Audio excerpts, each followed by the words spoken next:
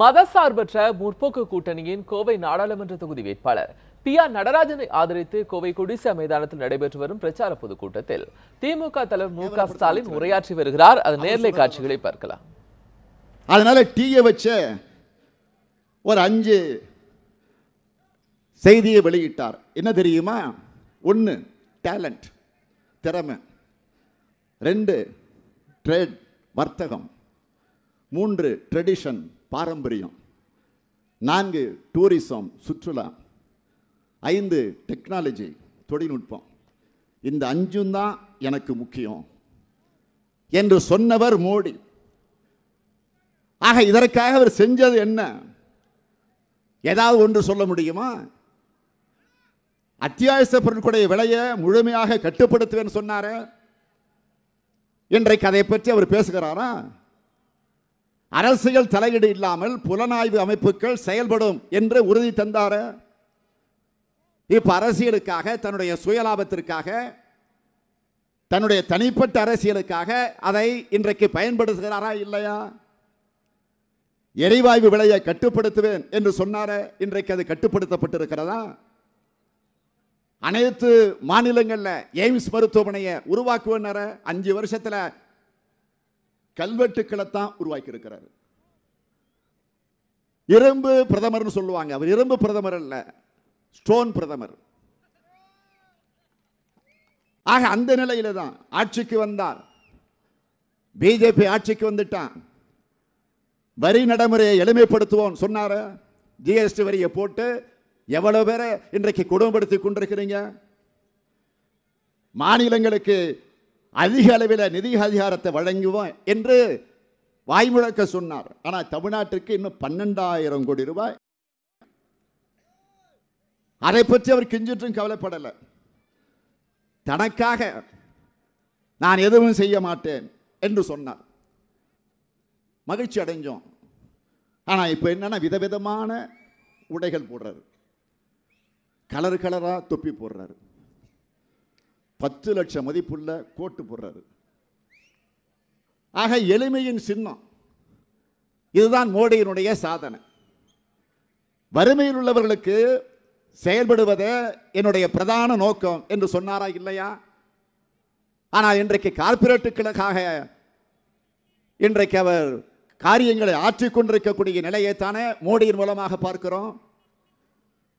மோடி கொடுத்த அந்த வாக்குறுதிகள் எல்லாம் நான் இங்கே பட்டியல் போட்டு கொண்டிருந்தால் விடிஞ்சிரும். ஆனால் மோடி ஆட்சியில் நாடு விடியல. அவரது ஆட்சியை தொடர்ந்து கொண்டிருந்தால் நாட்டிலே விடுவே ஏற்படாது. நரேந்திர மோடியுடைய ஆட்சிகளை 15 ஆண்டு காலம் நாம் இன்றைக்கு பின்னோக்கி போயிருக்கிறோம்.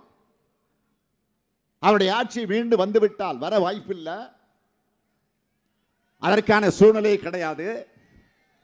ஒருவேளை வந்துவிட்டால் 50 ஆண்டுகள் பின்னோக்கி போய்விடுவோம் என்று நான் ஏற்கனவே சென்னையில் கலைஞர் சிலை திறப்பு விழா நிகழ்ச்சிகளை பேசுகிற போது குறிப்பிட்டு சொன்னேன்.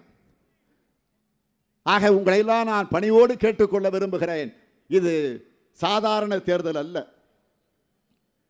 இந்தியாவில் இனியும் தேர்தல் நடக்குமா நடக்காதா அதை தீர்மானிக்கிற தேர்தலாக இந்த தேர்தல் அமைய போகிறது. மீண்டும் பிரதமராக மோடி வந்துவிட்டால் 5 ஆண்டுகள் கழித்து தேர்தல் என்பதை மறந்துடுவோம். ஏனென்றால் நாடாளுமன்றத்திற்கே வராத, உச்ச நீதிமன்றத்தை மதிக்காத, ரிசர்வ் வங்கியை உதாசீனப்படுத்திய, சிபிஐ அதிகாரிகளை பந்தாடி இருக்கக்கூடிய, மாநில அரசுகளை எல்லாம் மதிக்காத, மாநில முதலமைச்சர்கள் எல்லாம் கிள்ளுக்கிரையாக நினைத்துக் கொண்டிருக்கக்கூடிய, சொந்த கட்சியிலே கூட யோசனைகளை கேட்க முடியாத நிலையில நரேந்திர மோடியினுடைய கையில் இன்றைக்கு இந்த ஆட்சி இருந்து கொண்டிருக்கிறது. இது ஒரு பெரிய ஜனநாயக சாபக்கேடு. சில நாட்களாக அவர் மதத்தின் பெயரை சொல்லி, நாட்டின் பெயரை சொல்லி ஆட்சிக்கு வந்துவிடலாமா என்ற அந்த திட்டத்தை இப்பொழுது போட்டுக் கொண்டிருக்கிறார். தேசபக்தி என்பதை மோடியோ மோடியினுடைய கூட்டமோ மொத்த குத்தைக்கு எடுத்துடல. மத உணர்வோ பக்தியோ அதனையும் மோடியினுடைய கூட்டமோ மொத்த குத்தைக்கு எடுத்துடல. நாடு என்பது அனைவருக்கும் சொந்தமானது. மதமும் கடவுளும் அவரவர் தனிப்பட்ட விஷயத்தை சார்ந்தது. இந்த ரெண்டையும் தன்னுடைய சொந்த அரசியல் லாபத்திற்காக அவர் பயன்படுத்த முயற்சிக்கிறார். அப்படி செய்வது நாட்டுக்கு செய்யக்கூடிய மிகப்பெரிய துரோகம். ஏன் மதத்திற்கு செய்யக்கூடிய மிகப்பெரிய துரோகம்.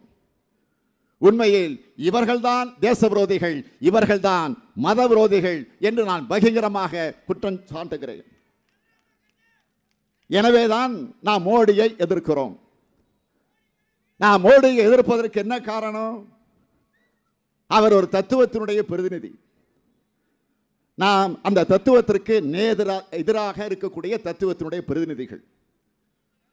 அதனால்தான் மோடியை எதிர்க்கிறோம். நம்முடைய கொள்கை வேறு, அவர்களுடைய கொள்கை வேறு, அதனால் எதிர்க்கிறோம். அரசியலில் நிரந்தரமான எதிரிகள் அல்ல, நிரந்தர எதிரிகளும் அல்ல, நிரந்தர நண்பர்களும் அல்ல என்று சொல்லுவார்கள். ஆனால் நம்மை பொறுத்தவரையில் அரசியலில் நமக்கு நிரந்தர எதிரிகள் உண்டு. அத்தகைய எதிரிதான் நரேந்திர மோடி.